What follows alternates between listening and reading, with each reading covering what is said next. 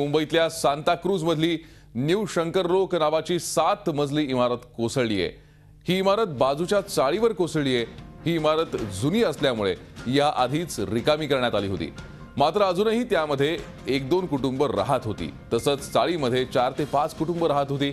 ढिगाऱ्याखाली काही लोक अडकल्याची भीती व्यक्त केली जाते। अग्निशमन दलाच्या 7 ते 8 गाड्या घटनास्थळी दाखल झाल्यात। 35 वर्षांपूर्वीची ही इमारत आहे। मात्र काही वर्षांपासून ती मोडकळीस आली होती। इमारत पाडण्यावर सध्या स्थगिती होती। मात्र वेळीच या इमारतीच्या परिस्थितीविषयी माहिती मिळाल्यानं आणि ही इमारत वेळीच रिकामी करण्यात आल्यानं इमारतीमध्ये जास्त रहिवासी नव्हते। अधिक माहिती घेत आमचे प्रतिनिधी कृष्णात पाटील सध्या आपल्या संपर्कात आहेत। कृष्णात, सध्या काय परिस्थिती आहे? बचाव कार्याला सुरुवात झाली आहे। 7 ते 8 अग्निशमन दलाच्या गाड्या तिथे दाखल झाल्या। 7 मजली इमारत ही कोसळलेली आहे काही तासाभरापूर्वी आणि ही इमारत खाली करण्यात आली होती। मोडकळीस इमारत असल्यामुळे 35 वर्षापूर्वी बांधलेली इमारत होती। ती मोडकळीस आल्यामुळे महापालिकेने ही खाली केली होती, पूर्णपणे रिकामी केली होती। परंतु 2 कुटुंब त्या ठिकाणी राहत होती। एका कुटुंबामध्ये एक महिला वकील आहे जिनं त्या संदर्भात कोर्टातून स्टे आणला होता आणि त्यामुळे ही बिल्डिंग जी आहे ती पाडण्याला स्थगिती मिळवली होती आणि त्याचाच परिणाम आता त्या कुटुंबाला बसलेला आहे। कारण 2 कुटुंब त्यामध्ये अडकलेले आहेत।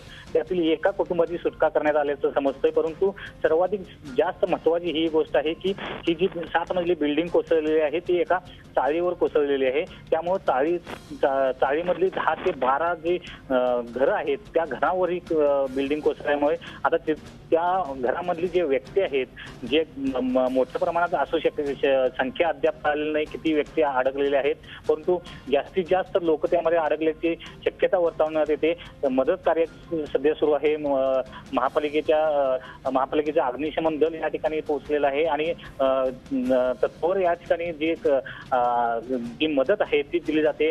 जे जखमी व्यक्ती कृष्णात, आपण ही चर्चा अशीच करूया, तुमच्याकडून अधिक माहिती घेऊया। त्यापूर्वी स्थानिक नगरसेविका सुनैना पोतनीस सध्या आपल्या संपर्कात आहेत।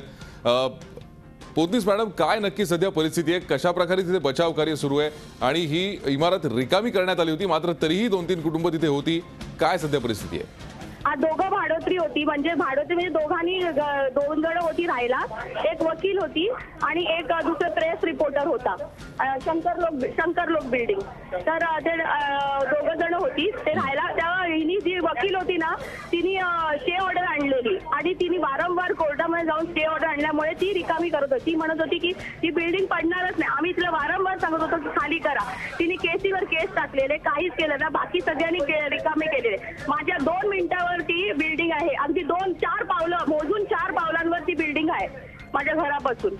अगदी वारंवार सांगून सुद्धा काहीच झालं नाही। स्टे ऑर्डर आणल्यामुळे ती बिल्डिंग बीएमसी पाडू शकत नव्हते आणि ती वकिलीला पण तिच्यावर काहीतरी कार्यवाही केली पाहिजे होती ना तिला। आता ही आम्ही रोज बिल्डिंगचे एक पार्ट पडत होतो आणि रोज आम्ही फोटो काढून त्या बीएमसीला सगळ्यांना सांगत होतो।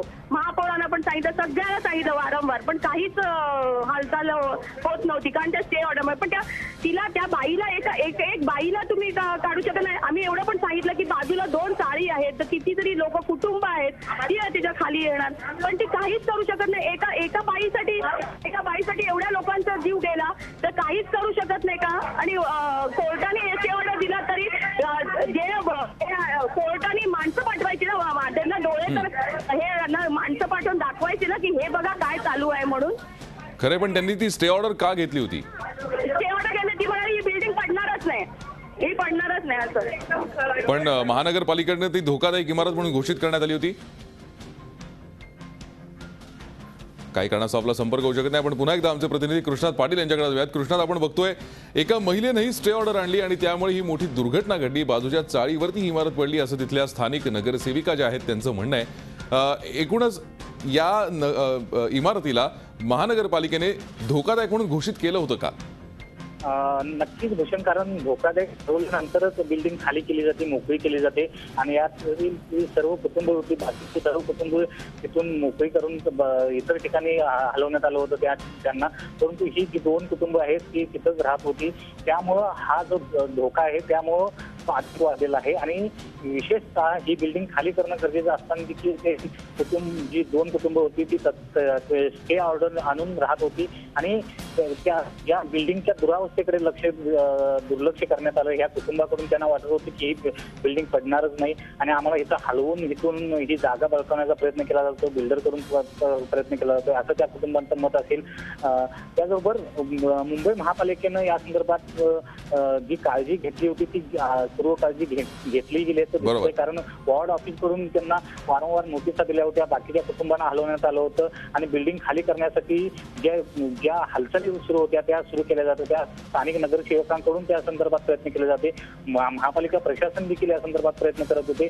परंतु या कोर्टाच्या स्टे ऑर्डरमुळे ही बिल्डिंग जी खाली करण्याचा अडथळा जो निर्माण झाला होता त्याचाच परिणाम हा बिल्डिंग कोसळण्यामध्ये झालेला दिसून येतो. खरंय, आणि या एका महिलेच्या अट्टहासापायी आज ही मोठी दुर्घटना घडलेली आपल्याला दिसते. मात्र कृष्णात अत्यंत दुर्दैवी अशी खरं तर घटना आहे. 7 मजली इमारत एका चाळीवर कोसळली आहे आणि या चाळीमध्ये 4 ते 5 कुटुंब राहत होती. काय सध्या बचाव कार्य सुरू आहे? अग्निशमन दलाचे जवान तिथे आलेत का? काय सध्या घडते? कशा प्रकारे इथे मदत कार्य सुरू आहे? मदत कार्य भूषण अत्यंत वेगाने या ठिकाणी सुरू आहे. परंतु पहिली प्रायोरिटी जी असणार आहे, प्राधान्यक्रम असणार आहे की किती जखमी जे असतील त्यांना जखमींना उपचारांसाठी हॉस्पिटलमध्ये दाखल करणे आणि त्यानंतर जी आणखी काही व्यक्ती त्या ठिकाणी सापडतात का, कारण 7 मजली इमारतीचा मोठा ढिगारा या ठिकाणी साचलेला आहे आणि मदत कार्यामध्ये त्यामुळे गर्दी केलेली आहे मदत कार्यासाठी स्थानिकांनी. परंतु त्यामुळे कुठेतरी अडथळा देखील या स्थानिकांच्या याच्यामुळे निर्माण झालेला दिसून येतो आणि एकंदरीत पाहिलं गेलं तर जी मदत आहे ती पोहोचवणं, जी जखमींना मदत आहे, जखमींच्यावर उपचार करणे जे गरजेचं आहे ती करण्याच्या दृष्टीनं जखमींना पहिल्यांदा बाहेर काढण्याची गरज आहे ती या ठिकाणी केली जाते. नक्कीच कृष्णा, आपण पाहू शकतो या दृश्यांमध्ये इथे मदत कार्य सुरू झालेलं आहे. मात्र सध्या जखमी जे आहेत त्यांना रुग्णालयात दाखल करणं ही पहिली प्राथमिकता असणार आहे.